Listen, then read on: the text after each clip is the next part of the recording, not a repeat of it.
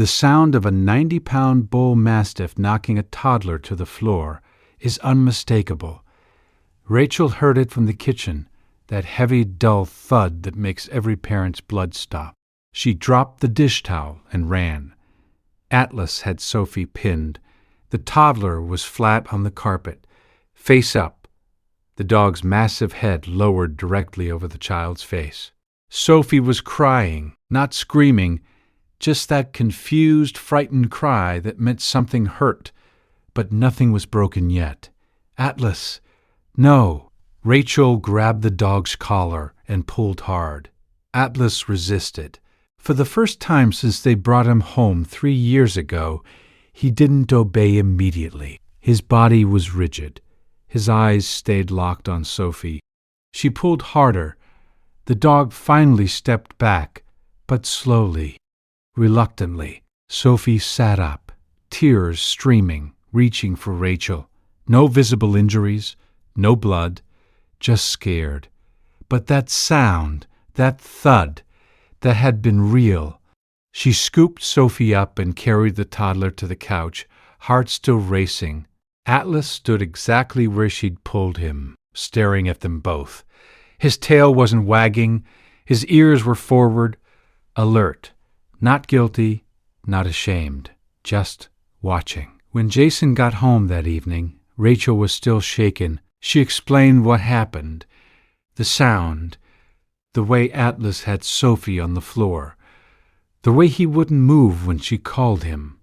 Jason knelt down and checked Sophie carefully. No bruises, no bumps. The toddler was already playing again, completely fine. But Rachel wasn't fine. "He's never done anything like that," Jason said. "I know. That's what scares me." The dog sat in the corner of the living room, eyes moving between Jason and Sophie, calm, steady. Maybe it was an accident. Maybe Sophie startled him. It felt deliberate. That night, they kept Atlas in the laundry room while Sophie slept. It felt wrong.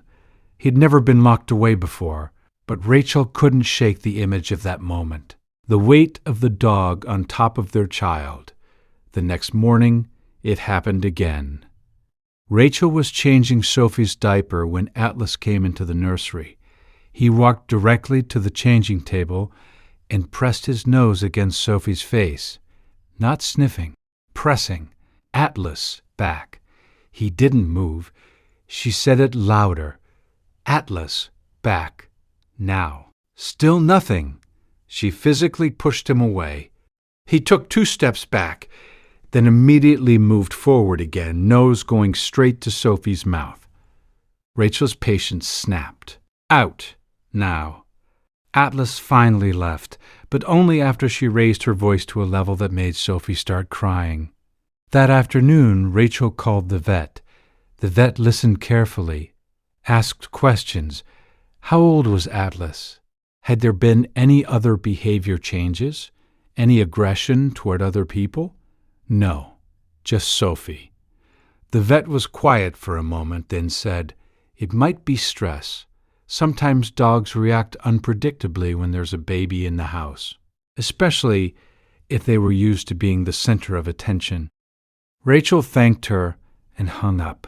By that evening, she'd made the decision. Atlas couldn't stay. Jason didn't want to believe it. He'd raised Atlas from a puppy, trained him, trusted him. But he'd also seen the fear in Rachel's face. He'd heard the description of that moment, the dog on top of their child, refusing to move. They agreed to call a rescue organization in the morning. That night, Atlas slept in the garage. Rachel lay in bed, staring at the ceiling. She felt guilty. She felt scared. She felt like she was betraying a family member. But every time she closed her eyes, she saw Atlas's head hovering over Sophie's face, and her chest tightened. At 2:47 a.m., the baby monitor lit up. Sophie was crying, not the usual fussy cry, something else, a strange, weak sound. Rachel sat up immediately and grabbed her phone. The video feed showed Sophie in the crib, barely moving. She ran. Jason was right behind her. When they opened the nursery door, Atlas was already inside. He'd somehow gotten out of the garage, somehow made it through the house, somehow opened the nursery door, or it hadn't latched. He was standing on his back legs, front paws on the crib rail, nose pressed against Sophie's face. "Atlas, get back!" The toddler's skin was pale, cold. The crying had stopped. Something's wrong. The paramedics arrived in 6 minutes. One of them took Sophie from Rachel's arms, checked vitals, asked rapid-fire questions. When did this start? Any fever? Any vomiting? Any known allergies? The second paramedic noticed Atlas. He was standing in the hallway, completely still, eyes fixed on Sophie. "Has the dog been acting strange?" Rachel nodded, barely able to speak. "Yes." For 2 days, the paramedic looked at Sophie again, looked at Atlas, then looked at Rachel. "We need to get to the hospital now." At the ER, a doctor examined Sophie thoroughly.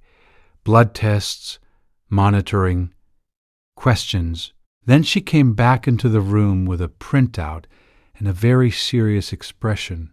"Your S-daughter's throat tissue was already beginning to swell." The doctor continued, her voice calm but firm. "Another 6 minutes, and we would be having a very different conversation." She looked at both parents.